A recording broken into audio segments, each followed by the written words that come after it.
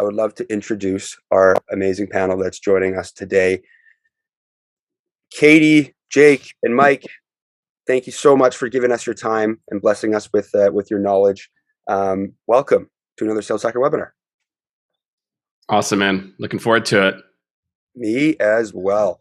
Okay, but before we dive into it, I am gonna run a couple polls quickly, but I do like to get a bit more of an introduction from each of you so we can get a bit more acquainted with the audience. So Katie, I'll start with you. Do you mind just giving us a bit of background on yourself, who you are, what you're all about, so we can get to know you a bit better?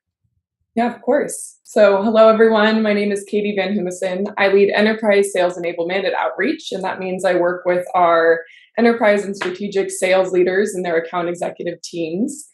And we work on programs that improve sales effectiveness. So that has a wide range of implications. But before my life in enablement, I was in strategy consulting, working with marketing, sales, and operations teams at Fortune 500 companies. So I've kind of seen the full gamut of large company to smaller companies, startup energy, and definitely focused on the enablement space today. Amazing. Well, thank you, Katie, so much for joining us. Super excited to hear what you have to say. And again, thanks for giving us your time here. I'll throw it over to Jake. Jake, do you mind just giving us a bit of background on yourself so we can just get a bit more acquainted? Yeah, for sure. What's going on, everyone? Looking forward to the conversation. It should be a fun one. I'm Jake Delknap. I'm the CEO of Scaled Consulting. We are a global consulting firm focused on helping companies optimize revenue performance. So that could be the process and playbooks and all the things that go into the words that come out of people's mouths to the sales technology. And so, we do hundreds of sales tech implementations every year. And so, really I get a chance to talk to thousands of sales leaders, CEOs about what's working, what's not working in terms of generating leads, getting deals through the pipeline. And I'm happy to share some of my experience and expertise on video in particular today. Amazing. Well, Jake, thanks so much for joining us. Really excited to hear what you have to say. I know you've done a bunch of these, so seasoned vet here. So again, thanks for giving us your time. Last but not least, Mike, do you mind just giving us a bit of background on yourself so we can get a bit more acquainted? Yeah, of course. So my name is Mike Groenveld. I'm the SVP of Global Sales here at Verb Technologies. I've been in sales leaderships for 10 plus years, and really, I'm a sales lifer. I was going door to door so I can get new shoes for school when I was 8. Trying to sell pressure washing in my neighborhood. So kind of just been that in this realm for forever. Verb Technologies and the teams that I lead now, we essentially have 4 different product lines, all of them, related to sales enablement in some way, shape, or form, and for different industries. And we're a global organization, so we touch a lot of different use cases and scenarios. And the one constant is video and live streaming. And so I've been really lucky to have a ton of experience when it comes to helping different organizations leverage these, and what the future is going to be looking like, and what are challenges what are challenges people are facing. And I'm excited to share it with this incredible panelists and everybody that's attended. Amazing. Well, Mike, thanks so much for joining us. I did something similar when I was in elementary school. I pushed around a lawnmower going through my neighborhood trying to... You got to go next level, man. Everybody's mowing lawns. Exactly, trying to make a quick buck. But I love that. So super excited to have you here, Mike. And thank you, Verb Technologies, for sponsoring this event. It's going to be a great conversation here. Okay. Now, I want to run a couple polls before we dive into the conversation, just so we can get a bit of lay of the land with who's joining us. So everybody, I'm just going to launch a poll quickly here. We want to know your role so we can get a kind of a bit more understanding of who's with us, and then we can formulate the conversation around that. So quickly, I'm just going to launch it here. I'll give that about 30 seconds to a minute or so we can get a better understanding here. Okay, well, it looks like we got across the whole board here. We got sales leaders, VPs, director plus, sales enablement, sales ops. Awesome. Okie dokie. I'll give that just a couple more minutes here. A couple more seconds, sorry. Okay, fantastic. So I'm just going to end it here. So as we can all see here, we got a good view across the whole board, right? So super excited to have you all here.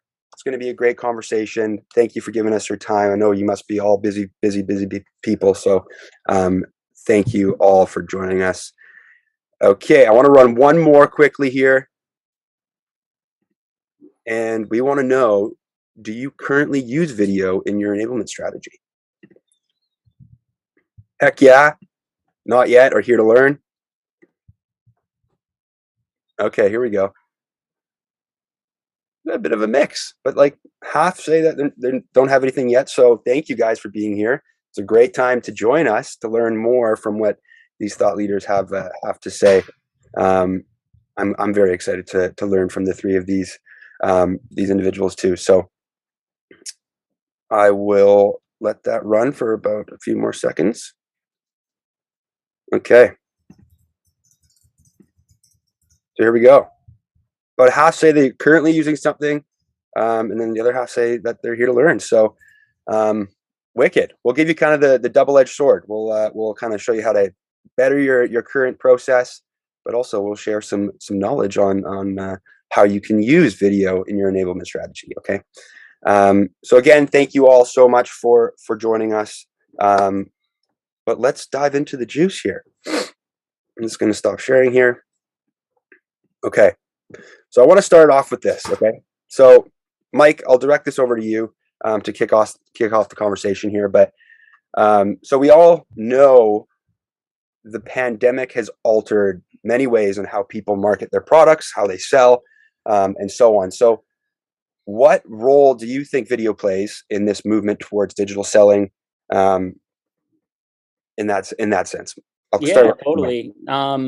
So, to put it simply, some would argue, and I think we just saw 57% would argue that it plays, one of the most important roles currently, as we look at this movement of digital selling. But I don't think anybody can really argue with the fact that it's undoubtedly going to be the foundation of the future, right? We all know the pandemic, took away our ability to meet in person, and I'm sure everybody that's on this call has, either been the person or heard from one of their colleagues the excuse of, hey, I'm not getting any deals, or I'm not getting in front of any prospects because I can't go meet with them, right? I can't, I can't travel and go see them, right? And in-person meetings, don't get me wrong, are vitally important, right? When it comes to creating personal connections with prospective customers, genuinely like understanding their needs, collaborating on what their challenges are, and overcoming their objections.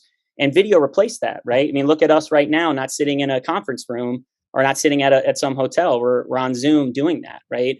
And so that's all old news, right? Video calls, replacing those in-person connections is it's not going anywhere. But let's talk about the future. Like, what is that next evolution of it? You know what I mean? And so, if you think about, just take yourself outside of like your work life, right? And your work self, how do you digest content today, right? You do it through video, TikTok, Instagram Reels. I mean, there are people, me included, that will watch podcasts, watching the radio via video, right? And the reason for that is because, quite simply, it works. You know what I mean? It takes advantage not only of our ability to stay engaged, it's super easy to just watch a video and veg out on a video. But most importantly, it allows us to digest content at the rate and convenience that we want to, which I think is probably that main reason why it's going to be the way of the future, is that on our own time sort of, element, right? I think that's, in my opinion, probably the biggest reason why it's going to be such a foundational part. Gartner actually recently did a study that, said the majority of B2B enterprise purchases will be done via some sort of like self-service model by 2025, right? Which, I think we all are already kind of seeing that wave. I'm sure we've all kind of experienced that, the days of hitting, pounding the pavement like I did when I was 8, hitting the phones blindly and just making, 150, cold calls a day, forcing our agenda on our timeline down a prospect's throat. Those days are over, right? Prospects and consumers, they don't want to speak with salespeople unless they absolutely have to. Mm-hmm. I mean, you can buy a car online right? You can buy a car in a vending machine these days. People don't want to talk to salespeople so much, right?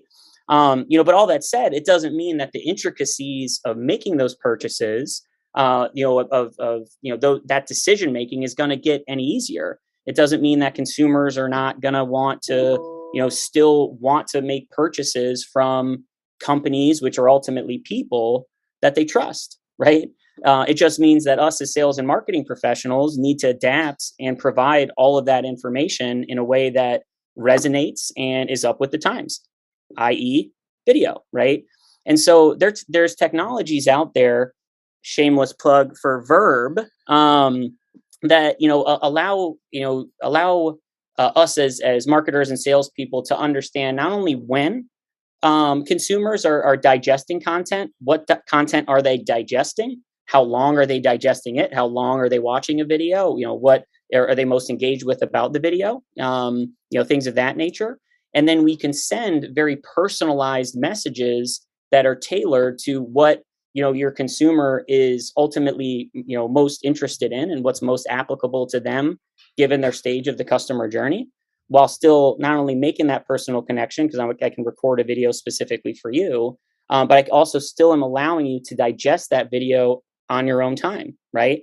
And so I'm building that personal connection, allowing you to have your intent be whenever it needs to be. And I think that is really going to be the way of the future. I'll call you if I have any questions, but until then, let me understand things. But we still need to help them understand things, and they're only going to buy from us if they like us. So, that's how I think video is, and why video rather is the most kind of foundational aspect in this movement towards digital selling. Mm-hmm. Yeah, actually, I read that Forrester report a while back, and it's super interesting, right? It's like now you can. It's people don't want to do the whole sales process anymore, right? You can do 7-figure deals digitally, right? So it's super interesting movement as well. Jake, do you have any thoughts on how video plays in this movement towards digital selling? Well, I think the first, I guess, main reason people started using video was top of funnel, right? It was like, hey, this is a new way to stand out. This is a new way for me to get in front of people, et cetera. And I think the big area of opportunity is it's using it throughout. It's when you're in the middle of a deal and instead of sending an email recap, you send a video, right? To add more, color to the recap, or you send a video to somebody maybe who didn't attend that recaps the meeting for them, or with current customers, instead of just sending an email. So I think it's just about enriching the quality of interactions that we have with people throughout the process. And so I think that to me is probably the biggest trend that I think most companies are still really struggling with, is how to use video throughout the process, versus I think still most companies, and even the use cases that were just mentioned, are still kind of top of the funnel education based use cases. The reality is video has much more practical and impactful applications throughout the process. So I think too many people sleep on it or over focus on just using it to educate or get the meeting. And the reality is there's a lot more to it. Yeah. And it adds that personable piece to it as well, right? When you're just typing up an email, it's you can't really get to know that person, the way their body language is, the way they interact, right? So I totally agree with that. But I think you're so right in terms of how to use it throughout the process, because I used it as an SDR really in the past just to get the meeting, right? So it's definitely a struggle to figure out when and how to use it throughout the whole process. So I love that point there. Katie, do you have any further thoughts on that? Yeah, I think in the enablement space, we talk a lot about cognitive load. That would be, the amount of information that we can all retain. And the pandemic in particular has really impacted our cognitive load abilities. How much can we really take on? And so video helps us communicate in a way that is less of a impact on your cognitive load. And that has implications as you're reaching out to prospects and customers, but also implications internally as we're thinking about our enablement programs and the other use cases for video that aren't just customer facing with our internal customers, the sales teams. And so I think that's one of the greatest advantages of video, is that lighter touch that has a big impact. Mm-hmm. Yeah, I love that. That's a great point. I got a question here from Anthony. He says, I love videos for training and onboarding content to help with automation and less meetings, but curious to hear what's a good balance of ILT, video, PDFs, etc. What are your thoughts there, Jake? Complexity, meaning like, and again, I think we're talking about like more of like the training and enablement piece, like the difference between like when to do a VILT or a, call it just a video. For us, when we're building these types of programs for our clients, it's level of complexity of the concept, right? If it's introducing a concept, pre-record video is totally fine. If it instead is like, and you can have like, call it like early LMS interactions where they can watch videos, etc. But you still need more of that. Like when it needs a feel, like I need like that extra context. That's when the, whether it's in person or the VILT hits the hardest. And so that's what we do whenever we're building these programs in companies for their, with companies in their LMS, is just think, hey, what can be video and what will be great, or what is better is like a pre-work, and then only the complex ones we focus on in the actual facilitated session. Got it. Love that. Mike, do you have any additional thoughts on that one? No, I think how he explained that is spot on, right? Like when you think about something that's like very complex, right? I'm going to need to go back to that, and there might be this part right in the middle that I need to digest in greater detail. And if I'm thinking about when did they say that in that one video, it's so much different than being able to see the whole entire document, see the whole entire video essentially, all in one, and focus right on that thing that sticks out to you the most. So I think that the complexity of it, plays a vital part in how you, what sort of content that you should use. And, the personal connection, I think, is where video really kind of plays a role. So like complexity and technical is, I think, more kind of, old school, we'll call it. And then personal connection and all that is more video focused. Mm-hmm. Yeah, that's a great point. I love that. Awesome. We got tons of questions coming in from the audience here. Katie, did you want to add anything to those thoughts? Yeah, definitely. I think as we have enablement programs that often come in 3 phases, we launch something, we reinforce it, and then we sustain the learning. Video has a ton of applicability across all of those, but in particularly in the reinforce and sustain sections. We talk about the importance of live sessions and having a balance. So perhaps you do more of that in your launch motions to get things landed the first time, and then you reinforce and sustain using your learning management system and videos throughout, because then you can lean in more on micro learning, where you have smaller snippets that can reiterate some of those key messages over and over again to really get some traction. Mm-hmm.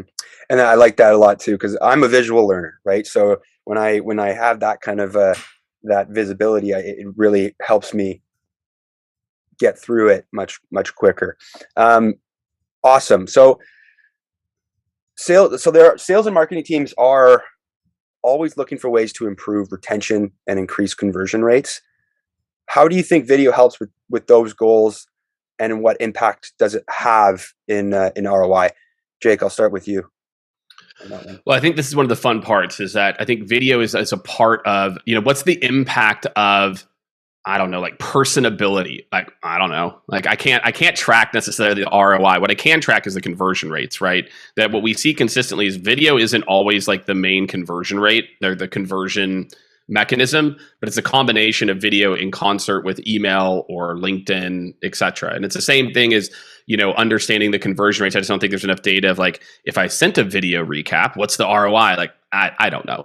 Right. And some of this is, I think, more just what's a better quality interaction? Like, you don't need to be able to track everything to know that there's going to be a higher affinity for a video than an email. So for us, we look at sequences and we look at things that include video versus things that don't. And we definitely see a lift in the ones that do, when done correctly. Because that's the other piece, is now the big trend is like, well, let's try to automate the videos. It's like, no, like, right. Please stop. Like, that's the whole point of videos, to not like have a video that's like, hey, and it like, I'm like faking like it's for you.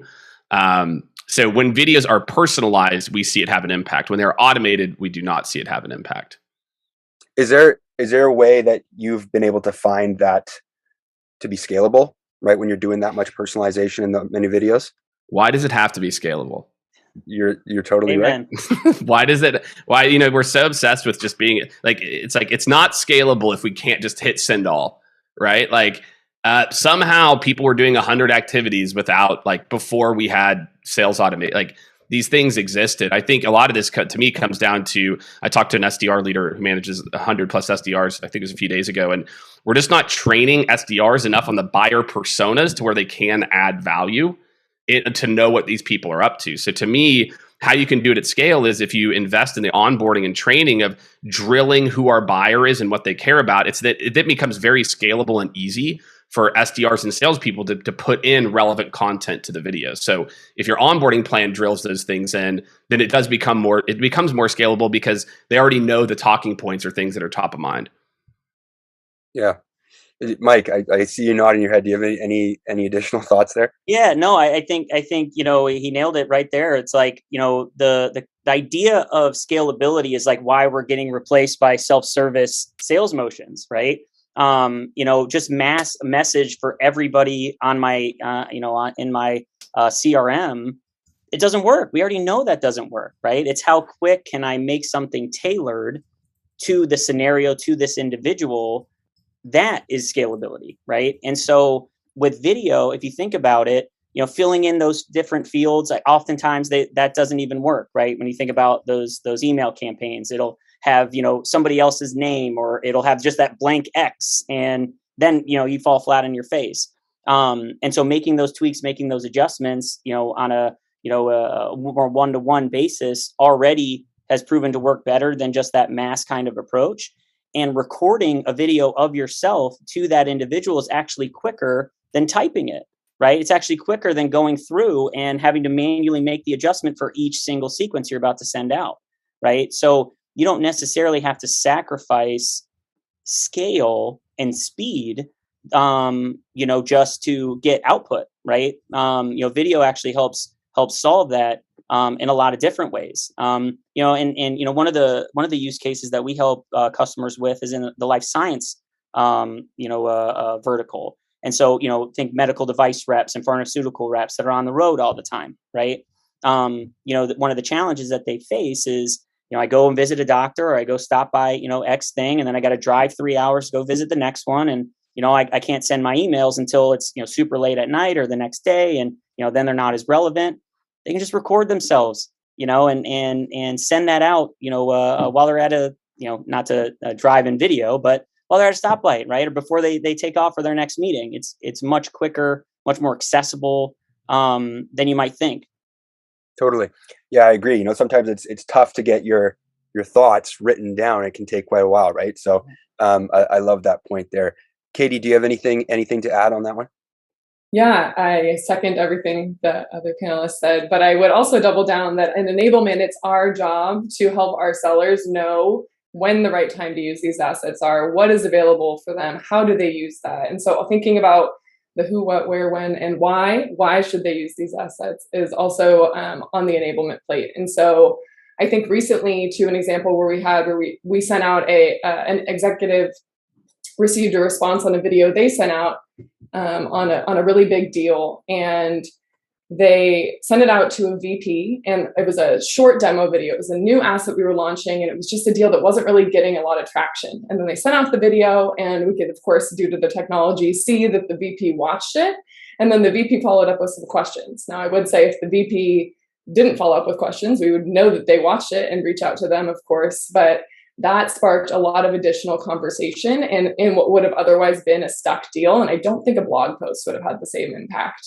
Mm-hmm. And so on the enablement side, it's our job to amplify those success stories and share that, okay, this was a great time to send that out, take that data into consideration and figure out how to operationalize that for our future processes so that we can replicate that impact over and over again. And we did that through a video. We had someone share a rep recap that moment and talk about what that was to the team, and that even put more life around it than if we just recapped that in writing. Mm-hmm. Yeah, no, that's great. I love that. So I got another question for you, Katie. So from Milko in the chat here, he asked, from the POV of outreach, do you have any metrics on customer engagement when video is used in the upper funnel as part of that outreach process? Well, I think it's unique to every organization, and how an AE is going to use it is very different than how an SDR is going to leverage video. We are actually, in full transparency, still learning a lot of lessons on the outreach front. Our SDRs do use video for prospecting, and we are playing around with it some throughout the sales process, but we recently got a content management system and are really learning all the data on the back end to make informed decisions about where we should plug different types of video in throughout our process. And so I think looking at the data, but making sure you amass enough data to make the best decision for your organization is key. And then, of course, any thought leadership to help you take some direction in the beginning, of course, is a good idea. But the learning with all of the insights Mike was talking about that you get about when they watch it, how they're engaging is going to inform where you put video in the future. Mm-hmm. Yeah, love that. And I got another question here from Stacy, and I'll direct this over to Mike, because I know in the past when you attach links to emails and stuff like that, it can directly go to spam, right? How have you found ways around that? Yeah, totally. So I don't think it's a challenge that's really going anywhere. At the end of the day, the receiving end, their security is not in your control as the sender, right? And so I think that, when we talk about the mix of content that gets delivered, I think that's one of the reasons why it's so important, right? You send an email and it goes through that first time, where it does have video, you can see that they've seen it. And now that, okay, that link is going to work. But you send that email and you don't see that link gets clicked on. Okay, maybe that didn't get delivered, or maybe that got bounced back, and now I use that as a PDF. Or you flip that, you send a PDF or you send an attachment first, right? To make sure that your email actually goes through. Mm-hmm. Then okay, I'm going to be able to now leverage video to, because once you get your email in once, you're typically safe from it getting bounced again. And so, but it's a constant battle, right? That's not going anywhere. I think it's only going to become more and more challenging as a remote world continues to evolve and email security continues to get tighter and tighter. But I think the analytics of what video provides actually gives you better insights into, am I getting through or not? Mm-hmm. Yeah, that's a really good point, because I remember when I first started using video, we would make sure that we got a response or we got an opening or something like that from the email, and then we would send that video to add a bit more personalization there. So, that's a good one point. One more thing I'd even add to that too is I think just as that whole market evolves, it's also super important to use multi-channels, especially top of funnel, right? We've all probably gotten reached out on LinkedIn with those videos and those little snippets that stand out. And so you can get kind of connected via that way. Then, the email delivery typically is going to be a lot smoother when you start that in maybe another channel, right? So, just totally relying on, email as the only channel, I think you're selling yourself short, especially top of funnel. Yeah, love that.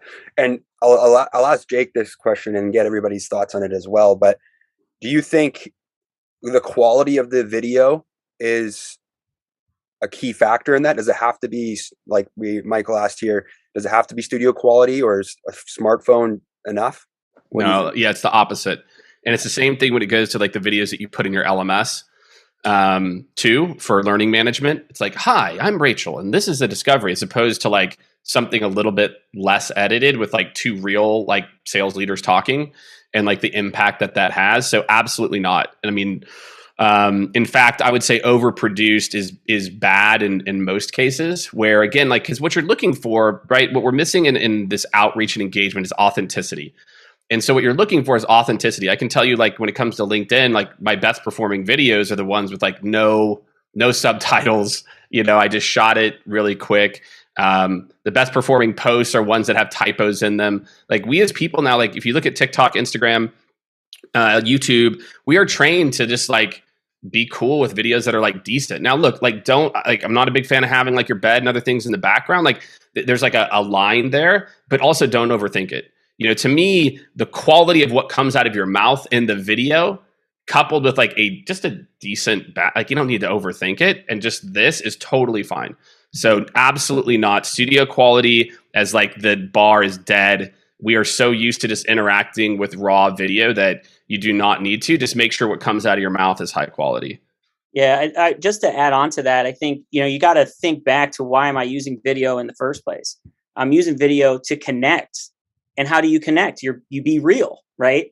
Are you real when you're, done up and you have a filter on your face and, you have like, 5 different cameras, or are you real when you just record yourself? What's going to get you the better connection? Answer that, and then you know what to do.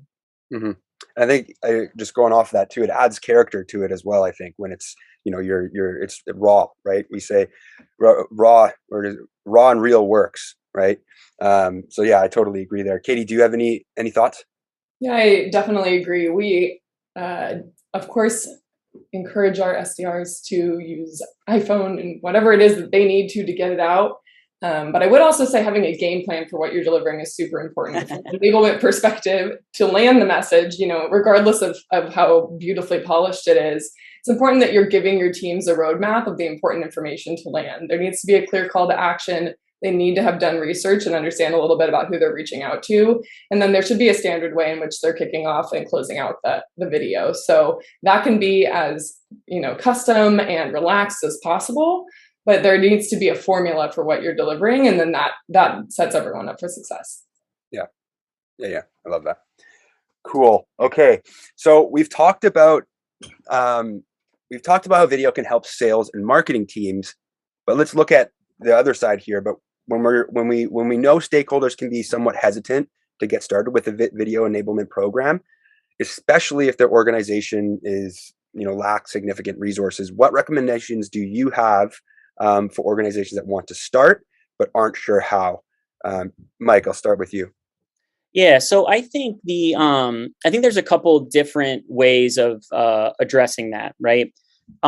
One is just like, kind of a self-analysis of, maybe I'm not super keen on using video, but look at all your marketing resources.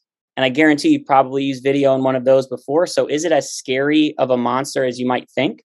And 2 is literally just, take the jump, right? We offer a video-based, technology there where you can record yourself and embed interactions into it.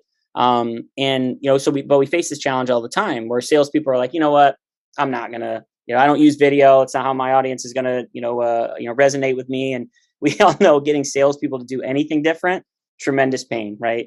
Katie, I'm sure you know that, better than anybody.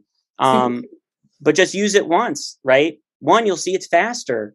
It's faster to just record yourself saying something, just like you'd rather pick up the phone and call. You're just doing that by recording yourself. It's faster than typing out that email, and watch the response that you get, right? Watch that you see people actually open it. Watch how long you can see that people actually do it. Once you do it once, you'll typically probably 9 times out of 10, you'll realize, you know what, it's probably worth me doing that again. And then it just turns into a snowball effect, right? Dip your toe in the water. I bet you jump in. And if not, no harm, no foul. You just go back to doing exactly what you're doing, today, right? And getting the same exact results. Yeah, no, that's a great point. No harm, no foul. We may as well give it a shot, right? Jake, do you have any recommendations for organizations that, want to start but just don't know how? Yeah, I'll give like two tips here, like more tactical. I think the first is you have to start with the power users, meaning whenever we roll out these platforms or get more adoption, what we do is we find the people that are using it, we invest time in them, and then we put together a deployment plan that's based off of that. Because salespeople, once they start to see that things are working, and they see that things are working in like a non-sales, we're also very vain. Like, we don't want to be cheesy. We don't want to get judged. Right. We don't want to, and like video kind of does that for us. Like when you have to listen to your own call, you have to watch yourself on video. You're like, oh my God, I look gross or whatever. So what we find is like, if you find the power users and then you've got like the next up users and the next up users, you get a much higher hit rate than trying to just deploy video across everyone from the jump. So we see like a more systematized rollout where you have proof cases. And then the other thing is like the proof is in the data, meaning I just think not enough companies, they're just like, you should do this. It's going to work. And like I said before, there is just a little bit of that. But also it's like, look, you can track which sequences are performing with video or not. And when you have that test group, and you're tracking the data and the insights that you get from outreach, you can say like, look, we ran a beta test. We did it against this. Like, look, they're getting a 8% lift in positive reply rates by step 7. So I feel like there's just a lot that enablement and ops has to do to make sure this goes right. And I think sometimes video companies like, well, everyone should have a license. Like, well, yeah, they should, but you need to they need to be indoctrinated into it. And video, just because you're not just fighting a technology gap use, you're fighting our own insecurities with video, right? So you have to realize that there's just a bigger change management lift than just using it the next sales tool. It's also you're fighting people's perception of video that, because most people are lurkers, they're not content creators. So you just have to be very smart and methodical about it. And that's where we see people have success versus, they buy a video product and it kind of is shelfware, except for 10% of people. Mm-hmm. Yeah, I love that point on the power users and getting some context behind, yes, this works, where it works, how it works. You have to. Yeah, that's a great point there. Katie, do you have any further recommendations for everybody? Yeah, I definitely agree with everything that was shared. I also think that to the point about being data informed and programmatic about it, there's 2 key areas you can think about.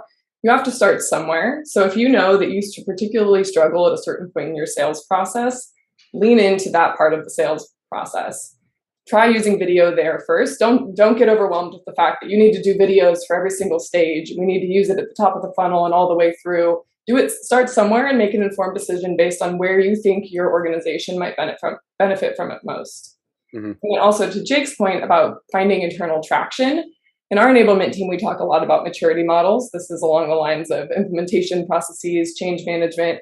We, from the get-go, set out a plan that moves everyone from ad hoc to optimize. When we first launched video internally, what do we think that's going to look like from a user experience? And what are we expecting of our sales leaders to support that process?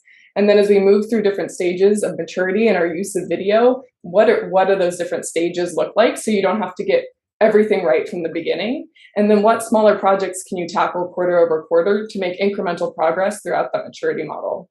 And an easy way to get people comfortable doing anything externally is to give them the opportunity to do it internally. The more you can use video in your own enablement motions with sellers as your customers, the better prepared they're going to be to use video externally. Mm-hmm. That's fantastic. I love that. Now, to follow on that piece on kind of recommendations and where to start, some of these organizations might be on a tight budget. They might not have all the resources. They might not be able to afford a video enablement strategy. So do you have any examples or suggestions that you can share of how to incorporate video without breaking your wallet or anything like that? What are your thoughts there, Mike? Call me. That's my first thought. No, I mean, you have your phone, right? Do you not create videos already? Can you not take that video and send it in an email? If you want to give it a shot, you already have all the tools to give that a shot. Could you do it better? Could you get better analytics on it? Could you be smarter with that video? Of course, right? But if you really need to test out, do people watch videos? Record one yourself, right? Why not? You don't need to get, you don't need to buy the Ferrari to get across the street, right? All you got to do is take one step. So, that would be my initial suggestion, after obviously calling me first, because I can give you great prices. There you go. Awesome. Yeah, that's a great point, because I think everyone's has the ability already with your phone, right? Like just like you mentioned. Jake, Katie, do you guys have any other thoughts on that? I mean, for me, it's like you have to. It sounds easy, but again, it goes back to what I said before. The reason video has not been integrated into most orgs is it's personal. It's change. It's like, again, people. I mean, I was raised in the Midwest. You don't talk about yourself. You don't put video has that social, even though it's not social, you're sending it to one person. Like, we judge ourselves when we have to look at ourselves all the time. There's a whole bunch of data around Zoom and what that does to our psyche. And this isn't that different. So when you're thinking about this, you have to take the people into account. So your enablement motion isn't just about the software. It's about the change. Hey, look, I get it. I understand that you're probably feeling this. And they're like, yeah, I am. like I'm totally feeling like, and I feel like that's the big issue I see with a lot of technologies in sales is that there's so much focus on the technology adoption. Well, that's not the issue. The idea of, again, we have a video, we can shoot videos. It's that this is change management and you're dealing at the ego and personal level, which makes deploying video across an organization where it actually gets used. You have to have an enablement plan that takes into account that people are people and that we have these feelings that are very real, and and we're acknowledging that in the rollout process. It's not, just, oh, hey, you've got it. You can, like, it's not just that, because so many people, the reason they don't adopt it is like, I really feel uncomfortable. Like, I feel very uncomfortable right now. And so I just cannot stress it enough that a good enablement rollout plan has both, not just a technical rollout, but also the change management components to make it stick. Mm-hmm. Yeah, that's a great point. I love that, because, even myself, right? Like you mentioned earlier, watching a video of myself is sometimes challenging. It's like hearing yourself. Yeah, exactly. Right. And it's kind of like, oh, what? I didn't know I'd sound like that, or, had those characteristics or whatever. But yeah, that was a great point there. Katie, do you have any other thoughts? Yeah, well, to reiterate, one, get scrappy with it. And two, I think I saw a question in the chat come through from Rob that says, how critical do you think it is to have teams know what good looks like? I certainly think that a key part of getting anyone to do anything is showing them what good looks like from someone that they trust and respect. And so whether that's a teammate or a sales leader, whatever the ask is, you'll find the right audience, but giving those examples is critical. And keeping the ask short. I think give small tasks that people can get comfortable with. Don't ask for people to record an hour-long session of themselves to start. This is a short video. This is something quick, and find avenues for people to get feedback about how the videos are going, and move closer towards that best-in-class example that you showed in the beginning will help people gain confidence over time. Yeah, and when you think about it, none of that is different than how you learn anything or do anything, video aside, right? You have to know what good looks like. What is the reason why I'm hesitant to do it in the first place? What's the potential outcome if I did it, right? That's everything in life, So you just can't treat this, differently. And sometimes people will definitely overthink it. Mm-hmm. Yeah, no, I love the point on, having someone that you respect and, they show you how they've used the video, I think is key for, having great examples of what to use. Cause, if you're sending something out and you don't know if it's working or not, then you got nowhere to kind of start. Right. So, I love that. Yeah. And but here's the thing. Show the introvert use case. Show for the 90% of people who aren't that use case. Yeah. Because what I see is when they show video use cases, it's like the person who's the most personable and charismatic already. And then your team looks at that and they're like, okay, yeah, of course. Like, that's Lisa. Like, she's blah, blah, blah. So I think, like, you need to have use cases that salespeople can relate to. Like, hey, I am so nervous. I don't even have Instagram. Like, they have to be like real, authentic use cases, and that's what will resonate. That's what will get more people over the hump versus like the use cases I see, which are like these people they're just like, that's not me. Yeah, no, that's a really good point, Jake, and appreciate you bringing that up, because I've always been a more charismatic extrovert person, but I've worked with many introverted people as well that, definitely have troubles there. So thanks for bringing that up. I want to touch on one more thing before we let you guys go, but I want to talk about the marketing side of this. So what does using video throughout the sales process look like from a marketing standpoint? In other words, how can marketing teams know what kind of content they need to produce to fuel that sales initiative? Mike, I'll start with you there. Yeah, totally. I think, it's leveraging the information that we already know about what resonates, with our prospects. What are the biggest pain points that we help our customers address? And, what messages require maybe a little bit more of a personal connection.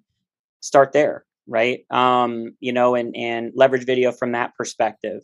If there's a way that you can make something funny, leverage video from that end. Well, where is a message that might be a little bit difficult to land in some sort of creative, but you can land when you're just talking about it right there. Leverage that and start that with your marketing initiatives. also, again, look at the world, right? Look at everything and all of the different video that you see, all the different commercials that you see, sports, how sports teams leverage videos with highlights and interviews and things like that. Content centric businesses, how are they leveraging it? And then how can I, maybe tailor that to my use case? And so that's how I would think about starting from a marketing perspective. Yeah, that's a great point there, Mike. Jake, do you have any thoughts on how marketing teams know what kind of content they need to produce to fuel sales? Yeah.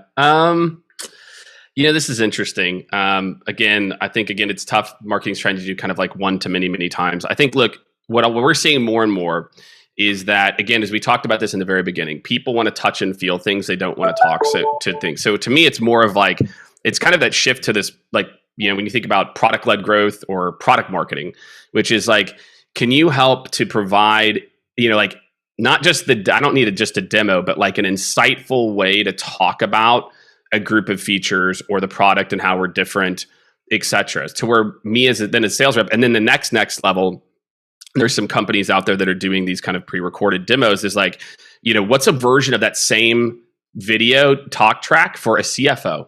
What about for a VP of ops? What about for a VP? So like the mix of like chopping up like more product marketing, like, hey, here's how you should think about this part, and this is why it's different. And then persona-based videos, that I think those are some really easy ones that the sales team will really, really use and will help to move the needle on the deals 100%. Yeah, no, I love that point about, videos for multiple different personas, because everyone's going to interact differently with those videos, right? So that's great there. Katie, do you have any thoughts there? Yeah, I think that we as Enablement are supposed to be ultimate partners to marketing, and marketing should also partner with Enablement. And so setting up the appropriate feedback loops to make sure that your marketing team is hearing from the sales team is part of the reason that Enablement kind of sits between the two audiences. And also being informed as an Enablement team about what marketing is seeing in their numbers and how their content is getting traction, so that we can make sure that if something isn't doing very well, that we're able to adjust on our end as well, and how we're operationalizing that with the field. And so open channels of communication between the two teams is really important, and Enablement plays a particular role in terms of making everything land with the teams, but also ensuring that the marketing is getting the input they need back. Yeah, great point. Love that. But do not create videos marketing that you want the sales team to send. Do not create videos that are like, hey, here's this new release we had for a product. Do not do that, please. It's a waste of time. Nobody will send the videos. So that's my last piece for marketing. Got it. Cool. And I got one more question for you guys before I let you all go. But Craig just asked in the chat here, do you see video presentation training becoming a part of onboard training in the near future? I'll start with you, Jake. Yeah, I mean, it already is for certain companies. It's the same way as like LinkedIn training is, a big part for certain companies as well. But here's what I'll say. It starts at the top. I'm telling you right now, if senior leadership and the directors and frontline managers aren't doing it, it's a waste of time. So same with LinkedIn and same with videos. So what we see is like, how do you make sure your leaders are doing it first? Because people will do what they see their leader do. As a part of onboarding, but absolutely it should be. But again, onboard your leaders and make sure they're onboarded and they're active and that they're doing it and walking the walk too, or you'll really struggle with adoption down the line. Yeah, got it. Love that. Mike, Katie, do you guys have anything else to add to that one? Katie, I'll let you go as the expert in this arena, I would assume. Yeah, I actually want to double down on Jake's point regarding leader buy-in. I think some of the biggest challenges we've run into this past year at Outreach is when we didn't do the proper due diligence to get our leaders up to speed to support their teams throughout any process that we've rolled out. And it's not only about letting them know what is the expectation and what is the learning before their teams. It's also about getting their buy-in and how they're going to support doubling down on anything you're rolling out in the long term. So I'm thinking around things like team activities or coaching opportunities, or what activities are you giving them to run on a daily basis or to have in their back pocket when the time comes for them to reinforce a topic. That helps create that stickiness. And I think Jake was exactly right that leaders are key. Yeah. Yeah. And I think the only thing that I would add to it is that, giving a template, giving a blueprint, showing what good looks like, empowering enablement, and enabling is obviously super important when it comes to video onboarding, but also sprinkle in some real life scenarios into that as well. It's not just this is how you do a video. It's, hey, this is an email that I'm going to BCC you on where I'm actually using it, right? And try to make it really organic in your sales process and how you're explaining your sales process about how video actually got used. Would be the only thing that I would add to the rest of the panel. Mm-hmm. Fantastic.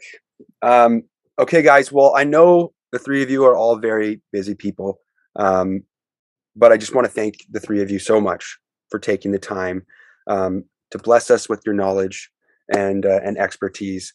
I learned a ton today. I can't wait to start enhancing my video process, or at least starting some new ways to utilize it. So, thank you all so much for joining us. I'll give you 5 minutes back on your time here, and again, thank you so much. Really appreciate you joining us today. And Verb Technologies, thank you so much for sponsoring this.